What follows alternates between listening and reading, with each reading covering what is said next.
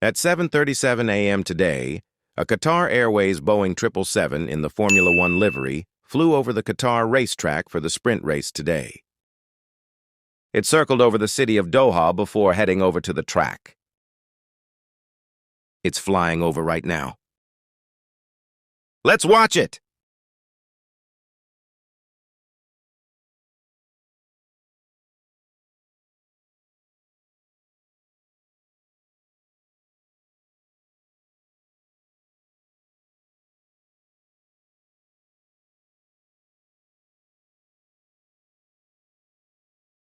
All right, it's done with the flyover.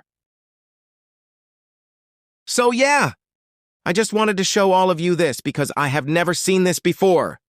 Here is its flight number if you want to see the playback on flight radar.